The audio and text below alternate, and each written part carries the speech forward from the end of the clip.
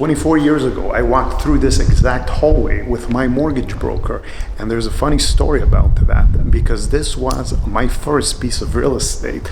And I was 22 years old. I wanted to start investing in real estate, but I had no previous experience. The only thing was I lived with my parents and I just wanted to move out. And here's the funny thing. This one right there, is the unit that I actually purchased. But the funny thing is, 24 years ago, I asked the mortgage broker if I could buy this one as well. And you know what he told me? He said, "You're not going to qualify." And that's really unfortunate, because I actually paid $117,000 for this particular unit, which is actually worth $450,000 today. So this unit actually appreciated well over $350,000. And what I want to do is kind of walk you through the few lessons that I learned about real estate investing. I have bought several homes that I've managed through the years. And there's some crazy stories that I've gone through personally. And I want to share them with you, because for those of you who are thinking of getting into real estate investment, I mean, it could be very, very profitable, but there's definitely some things that you need to know. Look at how pretty it is. There's a balcony that faces the street, which I love about it. Let's go outside for a minute. Oh, hold on one second. See this? Security. Okay, hold on. Let's push it forward. Here we go. Here we go. And so there we are. I'm so excited, because this was supposed to be the unit that I lived in as a young man. But there's actually a twist to the story. So this actually, if you don't know where we are in Los Angeles in a community called Encino. It's a very expensive neighborhood, except these condos here are not nearly as expensive as the homes right over there on Ventura Boulevard. And those homes basically start at around $1.5 to $2 million. That's like literally just like your starter home. So let me tell you a little bit about what's going on over here. This unit was for sale for $117,000, and it has 2 bedrooms right in the back over here. Okay, I'll walk you through it real quick. So it's got 2 really big bedrooms. See this one and that one right over here. And it's got this really cool loud bathroom, okay, which I completely redid. And the story that I want to share with you guys is not so much about, the physical unit itself. So this is how I structured my transaction. I knew this place is going to appraise for more than what I'm buying it for, meaning that I struck a deal with the seller that I'll buy it for $114,000, but this place actually appraised for $117,000, which means that I could finance up to $117,000, and therefore I asked the seller if he would consider giving me $3,000 back if instead of me purchasing this place for $114,000, I could purchase it for $117,000, and he said yes. And therefore, I was only required to come in with $3,500 out of my pocket, which made it a lot more affordable. And so I want to lead into the first lesson that I've actually learned, because although I thought this place, which is great, was going to be my first primary residence, it actually wasn't. Life actually changed and I had other plans, and I never ended up moving in here. And therefore I learned that you could actually purchase your primary residence with very little down and also get the absolute best terms. And you can always turn it into a rental, which is exactly what I did. And it turned out to be amazing. Now, I'm going to give you a really small pro tip there. If you are in the market to purchase a property, I am a mortgage broker and have been for well over 15 years. So if you have any questions about any type of first-time home buyer programs or just homebuyer programs in general, feel free to drop me a comment and I'll be happy to walk you through that process. Now, because I wasn't going to live here and I was never a landlord before, I had to quickly figure out how do you go about renting a property, which leads us into the next step of my journey.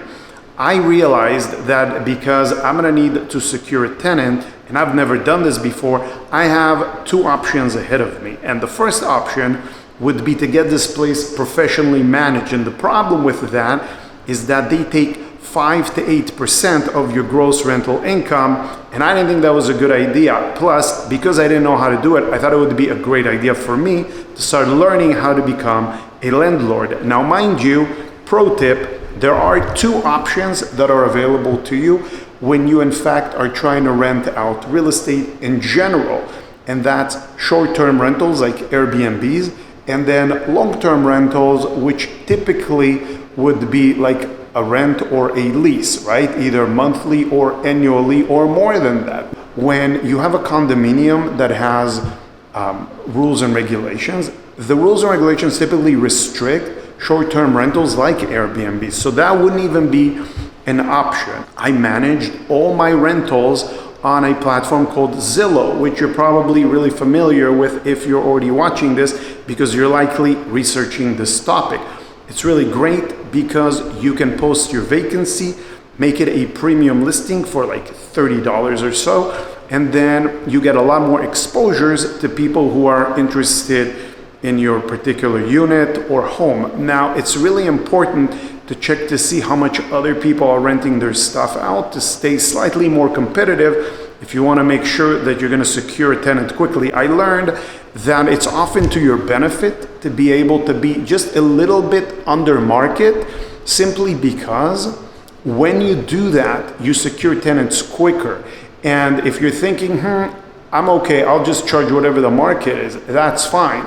But sometimes it could take you a month or two to get somebody, and during that time you could have been collecting rent, so you're really not saving any money. There are other platforms available for you to be able to get tenants, such as Facebook Marketplace. I mean, if you put a posting there, you're gonna get like swamped with people wanting to rent your place. Also sites like Craigslist. I mean, the only challenge with that is that these people are completely not qualified, coming out of the woodworks, which leads us into my next favorite tool to use, which is called SmartMove. And SmartMove is available for you by a company called TransUnion, which is also one of the 3 credit bureaus. And the reason why I love it so much is because the functionality is so simple to use. You just get the email address of the person whom you're thinking to rent the property to, you plop it in there, and then it sends them an email. They do everything else, and then once it's ready, you actually get a notification to go in and check. You're gonna be reviewing 3 things. Number 1, which is super important, is their background. You wanna make sure that this person has never gone through an eviction. Because let me tell you, and I'll cover this with you in a later step, having a tenant who has gone through an eviction means that there's a very good chance that they're not going to pay you the rent if anything goes wrong, and you definitely don't want to do that. Number 2, you want to make sure that their credit is at least good. It doesn't have to be excellent, but it should at least be good, and good is at least 650 or higher. All right, I typically like to rent to tenants that have 700 plus FICO scores, and there's a caveat to that. In some areas that are known to have government vouchers, such as Section 8, meaning that the government subsidizes the housing, therefore most of the income or the rent is going to come from a third party like the government, and therefore the tenant's typically required to pay just a very small part of the rent. A lot of it has to do based on their income. We're not going to get into it in this video, but that would be the one exception that I would make to credit. And then the third part of it is the income. It actually tells you if there's a good chance that the tenant is lying to you. All right, it would tell you, look, this particular tenant's income, once they input it into the system, is either 1 time the rent, 2 times the rent, 3 times the rent, or they will make a note letting you know that there's a very good chance that this person's income is not in line, even though they've put in 2 or 3 times more with what it is that you're asking. So you should definitely do your due diligence and check. I will leave a link to SmartMove in the description of this video so you have access to it. This leads us to lesson number 2 that I've learned, which is you gotta ask a lot of questions when you're thinking of leasing your property to somebody, and you got to go through, like I said, the most important things, which are in fact the credit, the background, the income, the employment. Ask questions like, why are you moving? If somebody works, as an example, in one city and they're moving like an hour away, are they still going to be able to hold that job? Because you're looking at income from that job to qualify for them to be able to pay you the rent, right? If the last landlord was just awful and everything was broken and everything was just completely bad, is it them or the landlord? You got to gauge that. Also, did they always pay their rent on time? You got to make sure you call and check to see with the landlord or the management company. A lot of times they'll give you a number. How do you know you're talking to the right person? If they tell you it's the owner, through title, where you could see who the owner of the property is to cross-check to see if you're talking to the right person, all right? So that was lesson number 2, super important. Let's move on to the next part of my journey. Okay, so now you found your tenant and you're ready to move forward, which is what happened to me. But little did I know that tenants will call you out for just about everything. So even though I was renting out my property, and the good news is that I was making a little bit of cash flow, simply meaning that the income from the rent was just a little bit more than whatever it is that I was paying the bank, the property taxes, the insurance, and in this case it's a condo, the homeowner association. Still wasn't significant to the point where a tenant calls me up and says, "Oh Zevi, the toilet is clogged, then I need to send out a plumber. Oh Zevi, guess what? We locked ourselves outside this door." And I'm like, okay, so what do you want me to do about it? Send somebody out to let us back into the house. Okay, all these things will actually cost you money. And the funny thing is with tenants is a lot of times they're very frivolous and they don't necessarily care how much of your money they're spending as a landlord. So the next thing on the list is structuring a smart lease agreement, whereas you let them know that currently in the home, as you can see, the water is running perfectly fine, the sinks are not clogged, everything is working great, the locks on the door are perfect. And if you clog the sink, it's a local clog, you're going to be responsible to pay a plumber and to fix that, and that's a part of your lease agreement. If you lock yourself out, then guess what? You're going to need to call a locksmith, and whatever that costs, you're going to have to pay for it. Also, I'm in Los Angeles, and this is a very difficult area to be a landlord because no matter what, the landlord is always at fault. So there are a box on your lease agreement that you could check or not check for property to be protected. Now this is something that you could check with a real estate attorney, but if the property is protected, it's a lot more challenging to get somebody out of a property, all right? And so that's another thing that is really important to look at. And so knowing how to structure a good lease agreement would actually save you so much money and a ton of headaches.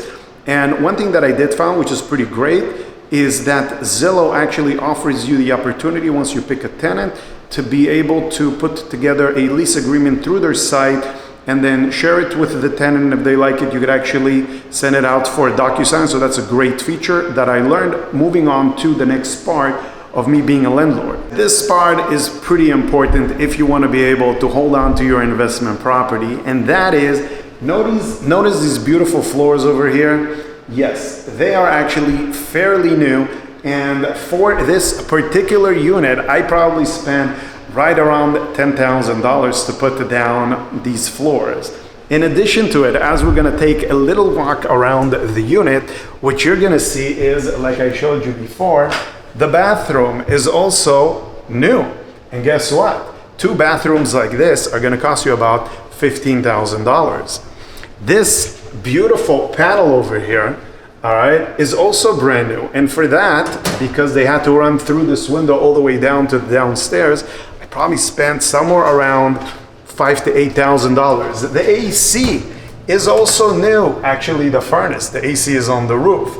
My point is, I spent right around $40,000 to put all these repairs into this property, and guess what? I didn't collect that from the rent, which means that this is such an important point.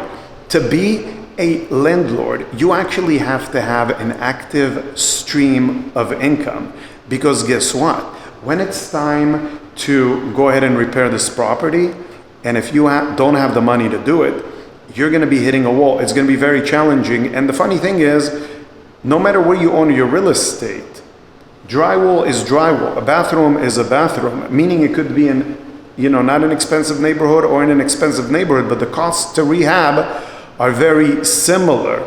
So therefore, if you think you're going to be a real estate investor and not have an active stream of income to be able to handle all these type of repairs, then that's a very dangerous game to play. And the reason I'm telling you this is, even though this property has appreciated over $350,000, unless I sell this property and pay massive amount of taxes on the gain, or I refinance the property to pull some equity out to be able to pay for these things, unless I have an active stream of income, I will not be able to pay for any of this, which was the fourth lesson that I learned as a real estate investor. So we are at the final step of me being a real estate investor, and this is a lesson that I've learned so many times, time and time again, and it's always identical. When a tenant is no longer able to make the monthly payment simply because they are constantly falling behind, their financial situation has become a problem, and now you have to make a conscious decision about getting this individual out of your property. Now let me tell you this, you need to do this as quickly as possible, because as a small landlord, when you're communicating directly with the tenant, what happens is you as a human being have a conscience and you want to be able to help this individual out. It's very normal. But the problem is you're bypassing the step of this is a business, and if they're not paying the rent and you have a mortgage, then all that responsibility is going to fall on your shoulders, which becomes extremely difficult. So the process itself is an eviction process, and it's called an unlawful detainer. And it starts when you post a 3-day notice on their front door. Now, here's the deal. You're not the one actually posting the notice. You're not the one who's even allowed to serve this individual. I personally wouldn't recommend for you to do this by yourself, simply because there are so many loopholes. And when you're going to get to the court and be in front of that judge, and that typically could take 30 to 60 days later, depending on which county you're in, and they're going to look at the paperwork, and if you skip the beat, they could literally cancel out your whole lawsuit, because that's what this is, and have you start from the beginning. So what I would highly recommend is have somebody serve the papers, and typically you could have the sheriff's office do that, or a third party. Highly recommended the third party, because they take so much quicker to deliver this document. They post it on the front door of this individual's home, and then they have 3 days from that point to come current on their rent. And if they do not, then what happens is you go to the courthouse, or the person that you hired to, maybe an attorney or just a processing service, and what they do is they file an unlawful detainer, which is basically the paperwork to the lawsuit, because that's what it is, of an eviction. And then that paperwork has to be served again to the tenant, and they have to answer to it, typically within 5 days. Now, mind you, I'm not an attorney. Don't use this advice as legal advice.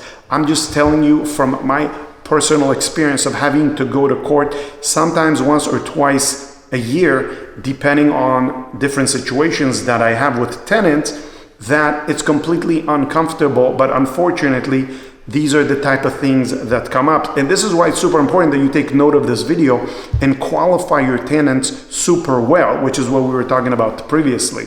Once the documentation is served with the court, that unlawful detainer, and your tenant is served, they have 5 days to answer the lawsuit. And if they don't, then you can basically go to court and say, hey, no one answered to this, the judge will stamp it in your favor, and then they'll schedule a lockout date with the sheriff, and then they can literally remove the tenant from the property. But if they answer to the lawsuit, then now you have to schedule a date of court, you got to go in front of the judge, and you got to go through that whole journey of explaining why it is that you're kicking them out, and it could get very time consuming and sometimes very costly. All right, so the lesson that I've learned here is very elementary.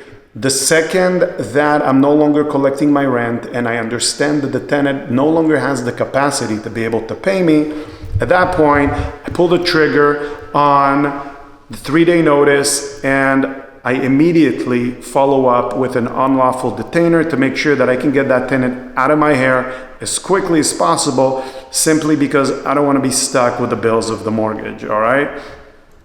I hope this video was super helpful for you guys. These are the 5 steps that helped me secure my first condo that you see right here, which I really like to this day, to be quite honest. It did appreciate significantly, and if you do want to make money with real estate investing, the key is not to flip properties. The key is just to buy something and hold on to it, because over time these properties do appreciate wonderfully. The only thing is, like I said, you got to go through the journey of being able to hold it, and that means that you're going to need to have a tenant in it. You got to make sure you have active income coming in the whole time, just in case there's issues with the property. And you got to treat it like a business, because if you don't, then it becomes very difficult, and sometimes you can even lose the property. All right, like I told you earlier in the video, if you need any financing advice in terms of loans, I'm here to help you. Otherwise, if you've enjoyed this video, please don't forget to hit the like button so other people like yourself can find this information on YouTube. And of course, if you like my channel, feel free to subscribe to it. I totally appreciate you guys being here. Thank you for watching this, and I'll catch you again on the next video. Take care.